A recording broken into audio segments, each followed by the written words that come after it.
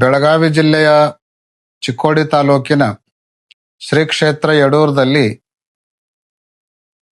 ನೂತನ ರಾಜಗೋಪುರಗಳ ಲೋಕಾರ್ಪಣೆ ಮಹಾಕುಂಭಾಭಿಷೇಕದ ನಿಮಿತ್ತ ನಿನ್ನೆಯಿಂದ ಅಂದರೆ ದಿನಾಂಕ 1-3-2026ರಿಂದ ವಿಶೇಷ ಕಾರ್ಯಕ್ರಮಗಳು ಪ್ರಾರಂಭವಾಗಿದ್ದಾವೆ. ಸಹಸ್ರಾರು ಸಂಖ್ಯೆಯಲ್ಲಿ ಭಕ್ತರು ಆಗಮಿಸ್ತಾ ಇದ್ದಾರೆ. ಬರುವ ಭಕ್ತರಿಗೆ ಉಳಿದುಕೊಳ್ಳುವ ಮತ್ತು ಪ್ರಸಾದದ ವ್ಯವಸ್ಥೆಯನ್ನು ಅತ್ಯಂತ ಅಚ್ಚುಕಟ್ಟಾಗಿ ಮಾಡಲಾಗಿದೆ. ಬಹಳಷ್ಟು ಜನರು ದೂರದಿಂದ ಬರುವವರು ಉಳಿದುಕೊಳ್ಳುವ ವ್ಯವಸ್ಥೆ ಆಗುತ್ತೋ ಇಲ್ಲೋ ಅನ್ನುವಂಥ ಗೊಂದಲದಲ್ಲಿ ಬರಬೇಕೋ ಬರಬಾರದು ಅನ್ನುವಂಥ ದ್ವಂದ್ವದಲ್ಲಿದ್ದಾರೆ. ಅಂತಹ ಭಕ್ತರಿಗೆ ಈ ಮೂಲಕ ತಿಳಿಯಪಡಿಸೋದೇನೆಂದ್ರೆ, ಟೆಂಪರವರಿ ಟೆಂಟ್ಗಳನ್ನು ಹಾಕಿ ಸಾವಿರಾರು ಜನ ಭಕ್ತರು ಉಳಿದುಕೊಳ್ಳಲಿಕ್ಕೆ ಅತ್ಯಂತ ಅಚ್ಚುಕಟ್ಟಾದ ವ್ಯವಸ್ಥೆಯನ್ನು ಕ್ಷೇತ್ರದಲ್ಲಿ ಮಾಡಲಾಗಿದೆ.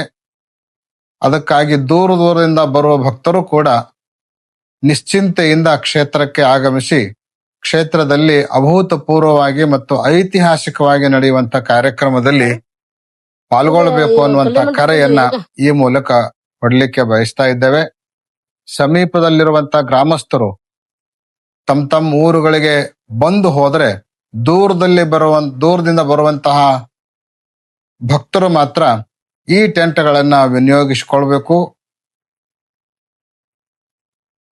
ಸಮೀಪದಲ್ಲಿರುವ ಗ್ರಾಮಸ್ಥರು ದೂರದಿಂದ ಭಕ್ತರಿಗೆ ಅವಕಾಶ ಮತ್ತು ಅನುವು ಮಾಡಿಕೊಡೋದರ ಮೂಲಕ ಸೌಹಾರ್ದತೆಯನ್ನ ತೋರಿಸಬೇಕು.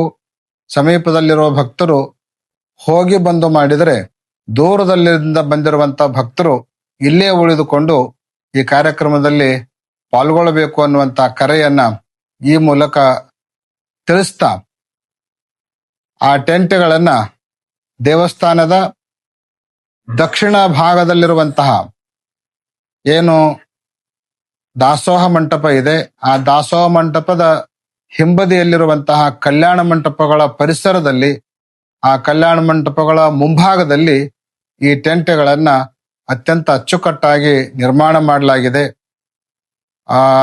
ಚಿಕ್ಕ ಚಿಕ್ಕ ಕೋಣೆಗಳನ್ನ, ಆ ಕೋಣೆಗಳಲ್ಲಿ ವಿಶ್ರಾಂತಿ ತೆಗೆದುಕೊಳ್ಳಲಿಕ್ಕೆ ಬೆಡ್ ಮತ್ತು ಬೆಡ್ಶೀಟ್ಗಳ ವ್ಯವಸ್ಥೆಯನ್ನ ಮಾಡೋದರ ಮೂಲಕ ಭಕ್ತರಿಗೆ ಅಚ್ಚುಕಟ್ಟಾದ ವ್ಯವಸ್ಥೆ ನಿರ್ಮಾಣ ಆಗಿದೆ.